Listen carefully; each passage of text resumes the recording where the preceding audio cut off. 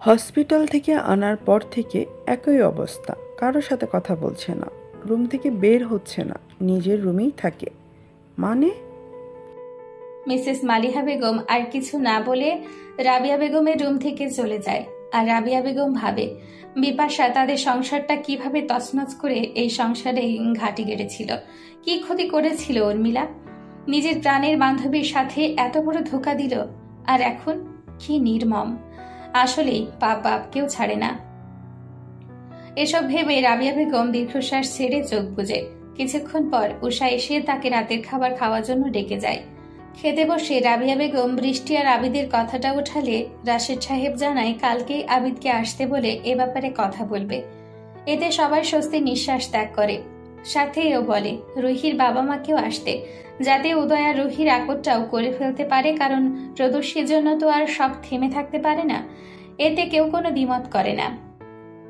পরের দিন সন্ধ্যায় আবিদ সহ আবিদের বাবা মা হাজির হয়। সাথে রুহিদের বাসা থেকে শুধু রুহির বাবা আর রেদোয়ানি আসে এবং সব কথা আদান প্রদান শেষ করে ঠিক হয় যেহেতু এখন মাসের শেষ চলছে, আগামী মাসের 15 তারিখে আবিদ ও বৃষ্টির অনুষ্ঠান করে উঠিয়ে দেওয়া হবে।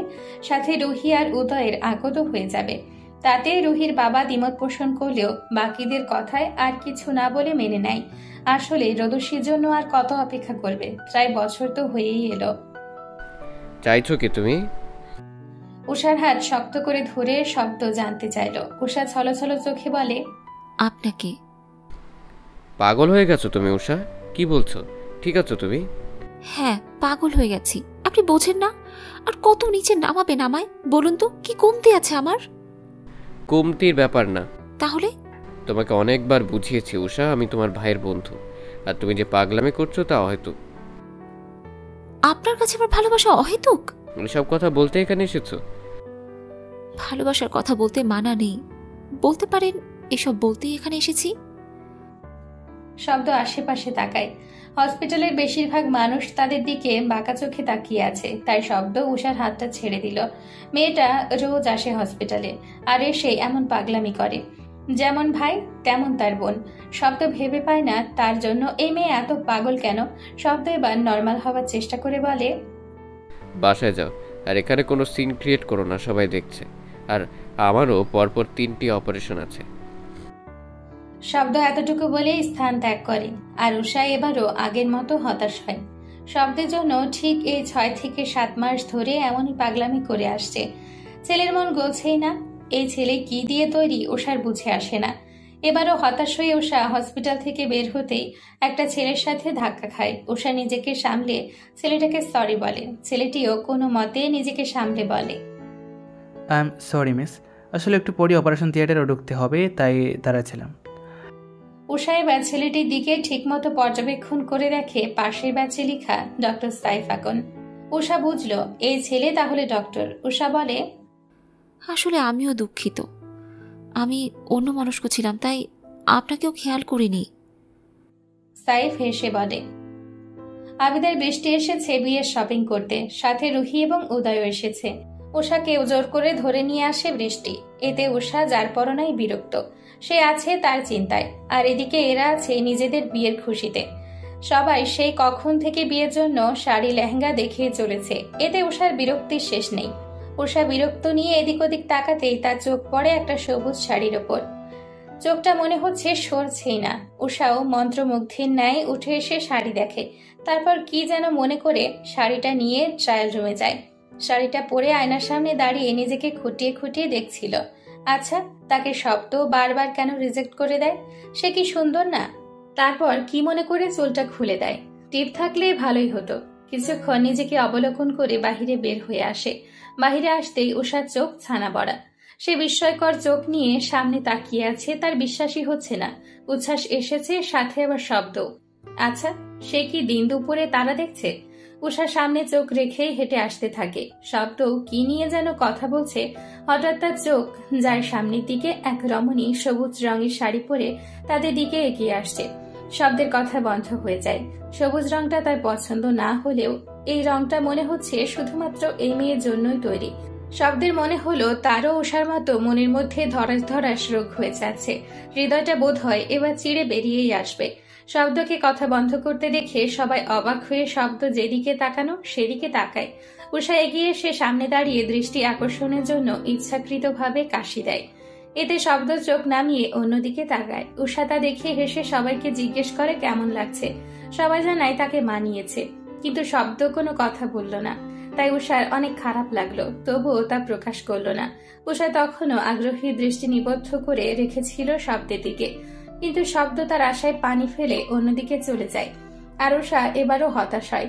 কি করলে যে এই ছেলের মন গলবে কে জানে। তাদের শপিং করতে করতে রাত হয়ে যায়। প্রায় বাকিরা সবাই প্ল্যান করে বাহিরে খাবে, কিন্তু শব্দ মানতে নারাজ। তার একটাই কথা, তার বোন অপেক্ষা করছে। শেষে উচ্ছ্বাস মুখ খুলে, তুই আমাদের সাথে ডিনার করে যা, আর তোর বোনের জন্য নিয়ে যা। যতটুকু শুনেছি তোর বোন প্রেগনেন্ট, রাইট? সবাই এক কথা বললে শব্দ আর কোনো কথা পেল না। অগত্যা রাজি হলো। আর রোদস্বীকে কল করে বলল সে বাহিরে খাবে আর আসার সময় নিয়ে আসবে। রোদস্বীও মেনে নেয়।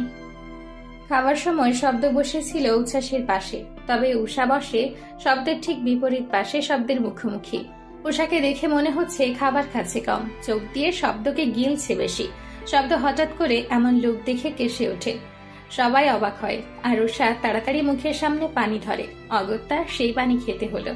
তারপর উষা বেহায়ার মতো তাকিয়েই আছে। এতে শব্দের অস্বস্তি হয়। শব্দ চোখ রাঙিয়ে তাকালে উষা চোখ টিপ দেয়। এতে শব্দ আরো অবাক হয়। একরত্তি মেয়ে, দেখো তার বেহায়াপনা। বড় ভাইয়ের বন্ধুকে লাইন মারছে। শব্দ আর কারো দিকে না তাকিয়ে নিজের খাওয়ায় মন দেয়। আর উষা মিটিমিটি হাসে। এগুলো সব এতক্ষণ বৃষ্টি দেখছিল। বেচারি এখনো বোকা বোকা চোখে শব্দ আর উষাকে দেখে যাচ্ছে। সে সবার মুখ দেখে আবিদের দিকে তাকালো। আবিদ জিজ্ঞেস করলো, কি হয়েছে, খাচ্ছ না কেন? সবাই বৃষ্টির দিকে তাকালে বৃষ্টি থতমত মুখ নিয়ে জবাব করে, এই তো খাচ্ছি। তারপর তারা টুকিটাকি কথা বলে খাবার শেষ করে সেখান থেকে বেরিয়ে পড়ল। শব্দের বাসায় ফিরতে আজকে ভালোই দেরি হয়েছে। নিজের কাছে ডুপ্লিকেট চাবি দিয়ে দরজা খুলে বাসায় ঢোকে। বাসায় আসার পর দেখে রোদস্বী এখনো সোফায় বসে আছে। কাছে যে বোঝে রোদস্বী ওখানেই ঘুমিয়ে গেছে। ব্যাপারটা শব্দের পছন্দ হলো না। এই সময় এভাবে এখানে ঘুমানো ভালো নয়। যদি পড়ে যায়। শব্দ রোদস্বীকে আলতো গলায় ডাকলো, তাবাসসুম, এই তাবাসসুম।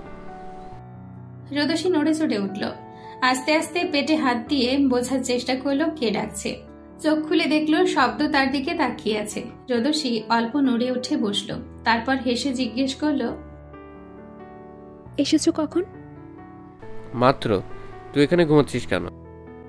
আরে বোঝোই তো, এই সময় ঘুম হয় না, তাই এখানে তোমার জন্য অপেক্ষা করছিলাম। কিভাবে যে চোখ লেগে আসলো বুঝতেই পারিনি। আমাকে একটু ধরো, আমার ঘরে যাব। খেয়েছিস? রোদস্বী মাথা নাড়িয়ে বোঝালো হ্যাঁ খেয়েছে সে। হ্যাঁ খেয়েছি। শব্দ রোদস্বীকে ধরে নিজের ঘরে যেতে সাহায্য করছে। মাত্রই 8 মাসে পড়ল। মেয়েটা এখনই ভালো মতো নড়াচড়া করতে পারে না। রোদস্বীকে ঘরে দিয়ে আসে। যা খাবার এনেছিল সব ফ্রিজে রেখে নিজের রুমে এসে একেবারে গোসল করে এসে বারান্দায় দাঁড়ায়। শুধু একটা ট্রাউজার পরে উন্মুক্ত শরীর বারান্দায় দাঁড়িয়ে আছে শব্দ। এই ঠান্ডা বাতাসটা ভালো লাগছে শব্দের কাছে। হঠাৎ করে শব্দের সেই সবুজ শাড়ি পরা রমণীর কথা মনে পড়ল। কই, এতদিন তো মনে পড়েনি। হঠাৎ করেই এমন হচ্ছে কেন? শব্দ চোখ বন্ধ করে নিজেকে শান্ত করতে চেষ্টা করে। ও হচ্ছে না। চোখ বন্ধ করলে আবারও সেই সবুজ শাড়ি পরা রমণীকেই দেখছে। শব্দ চোখ খুলে বিধ্বস্ত মন নিয়ে আশেপাশে যায়। তারপর রুমে গিয়ে সিগারেট আনে। সাধারণত সিগারেট খাওয়া হয় না, তবে তাকে যখন এমন বিধ্বস্ত লাগে তখনই খায়। সিগারেট ধরিয়ে ধোঁয়া ওড়ায় নিকশ কালো আকাশের দিকে তাকিয়ে। শব্দের কাছে ঘুরে ফিরে একটা প্রশ্নই আসে, তার এমন বিচ্ছিন্ন লাগে কেন? আচ্ছা, তার একটা পরিবার থাকলে কি হতো? আর তার ছোট বোন, এতদিনে বোধ হয় তাকেও বিয়ে দিত। তারপর এমন মামা হবার খবর পেত। আসলে জীবন কখনোই একই নিয়মে চলে না।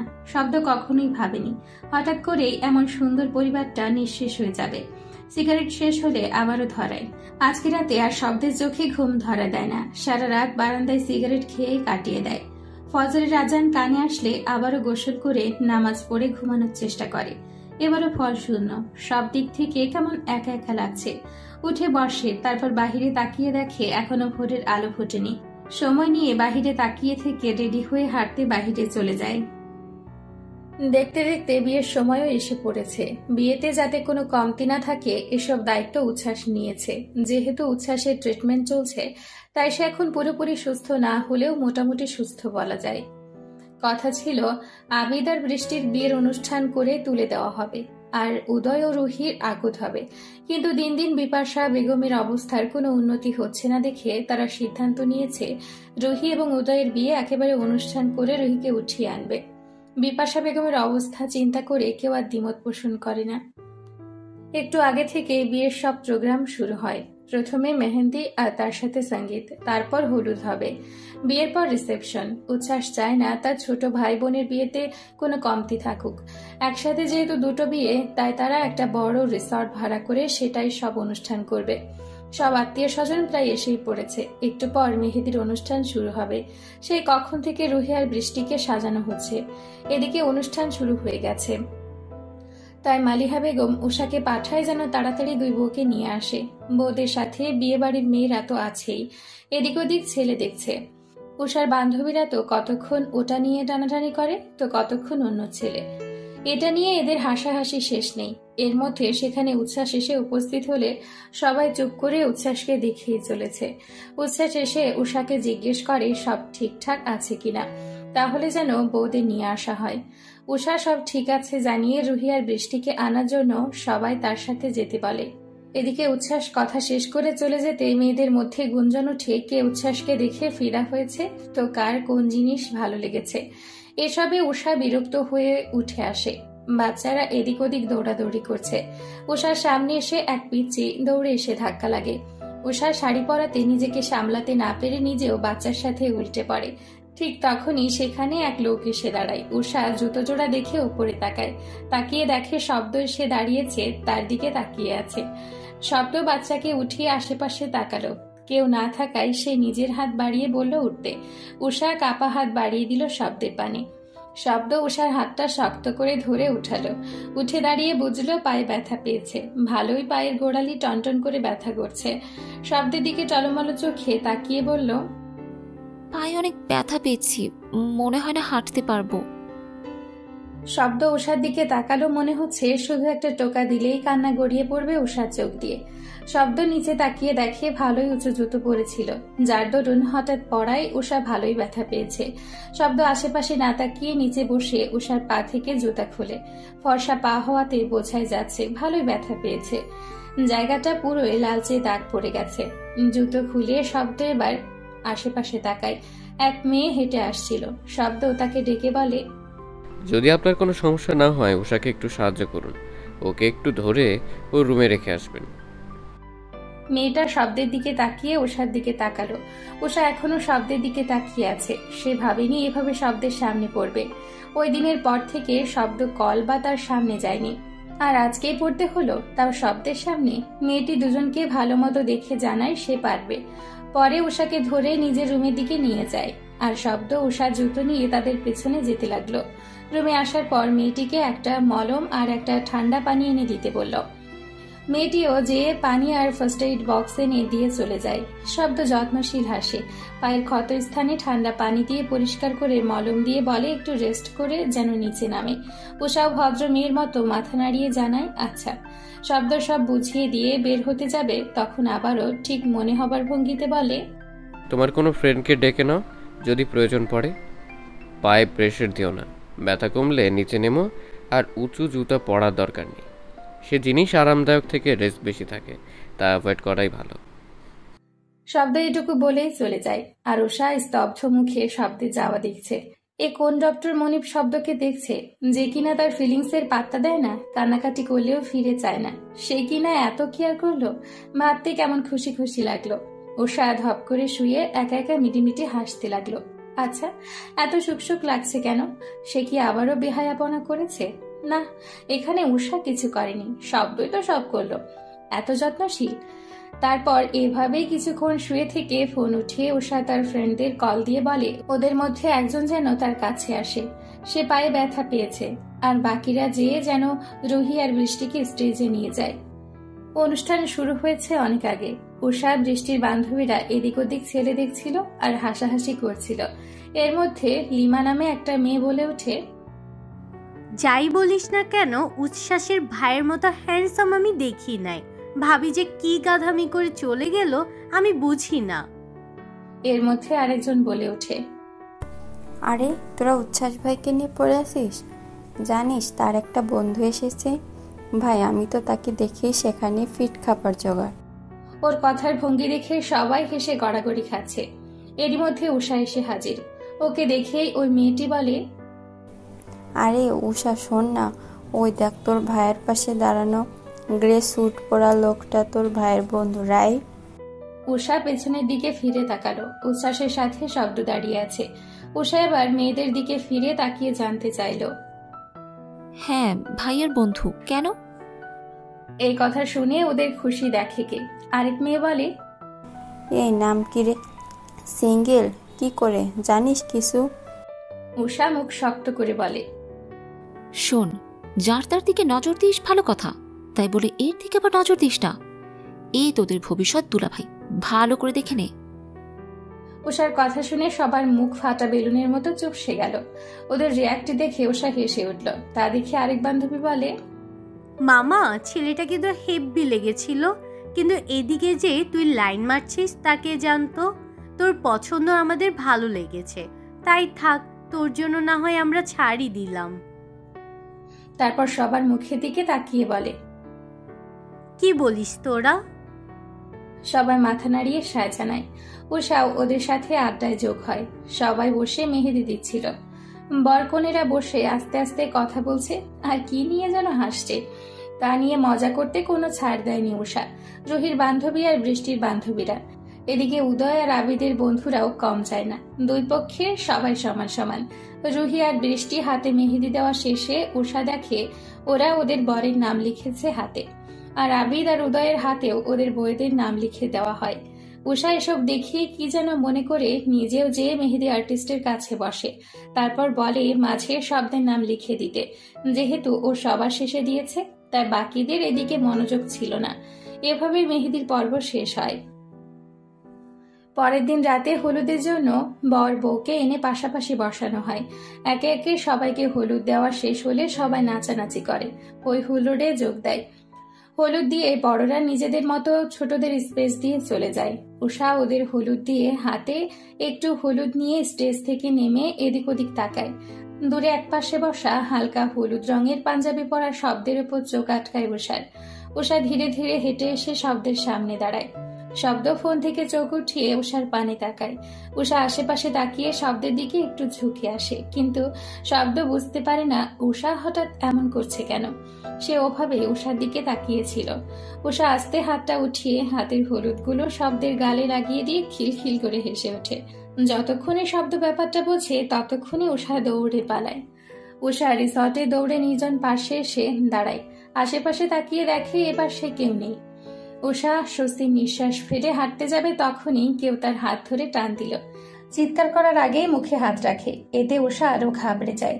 ছোটাছুটির চেষ্টা করলে যে তাকে ধরে রেখেছে তার ধরার ধরন আরো শক্ত এবং ঘনিষ্ঠ হয়।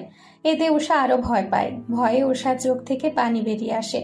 আস্তে করে একটা কণ্ঠ কানে আসলো উষার, স্টপ। উষা একদম চুপ হয়ে বিস্ফারিত চোখে লোকটার পানে চায়। আবছা আলোতে সেই মুখ উষার কাছে ফুটে ওঠে। তা উষার কাছে অকল্পনীয়। তার মনে হয় সে ঘরে আছে। লোকটার চোখ আজ অন্য কথা বলছে, যা কখনোই উষা দেখেনি। লোকটা আরো একটু দূরত্ব কমিয়ে আনে। উষা এখন ওই স্তব্ধ নয়নে তাকিয়ে দেখছে। হঠাৎ কোমরের দিকে ঠান্ডা কিছুর স্পর্শে ঘর থেকে বেরিয়ে আসে উষা। লোকটার হাতের দিকে তাকিয়ে দেখে তার হাতেও এখন হলুদ দখল করে আছে। উষা কিছু বলতে যাবে তার আগেই ওষ্ঠে আঙ্গুল রেখে চুপ থাকতে বলে লোকটা। উষা এখনো দেখছে। এ যেন নতুন কাউকে আবিষ্কার করছে উষা। লোকটা নিজের হলুদ দেওয়া গাল এগিয়ে এনে উষার গালে ঘষা দেয়। খোঁচা খোঁচা দাড়িতে উষার আঁচড় লাগে, তাই হাতটা পাঞ্জাবির বুকের দিকটা খামচে ধরে উষার মুখ থেকে একটা নাম বের হয়ে আসে। শব্দ। শব্দ এবার উষার মুখের দিকে তাকালো। উষা ততক্ষণে শব্দর বক্ষস্থলে জায়গা করে নিয়েছে। শব্দ তা দেখে নিঃশব্দে হাসে। উষাকে আরো গভীর করে জড়িয়ে ধরে আকাশের দিকে চোখ রাখে। এদিকে উষার অবস্থা নাজেহাল। একসাথে হঠাৎ করে অপ্রত্যাশিত কিছু পাওয়ায় সে স্তব্ধ হয়ে আছে। যদি এটা কল্পনা হয় তাহলে সে এখান থেকে কখনোই বের হতে চায় না। উষা শব্দকে আরো গভীরভাবে আলিঙ্গন করলো। মনে হয় যদি সে শব্দের বুকের মধ্যে চলে যেতে পারত তাহলে সেটাই উষার কাছে প্রধান কাজ হতো। শব্দ কিছুক্ষণ সময় দেয় উষাকে স্বাভাবিক হতে। উষার স্বাভাবিক হয় ঠিকই, কিন্তু বুক থেকে মাথা ওঠায় না, ওভাবেই মুখ লুকিয়ে থাকে। শব্দ উষার মাথার চুলে হাত ডোবায়, তারপর মুখ খোলে।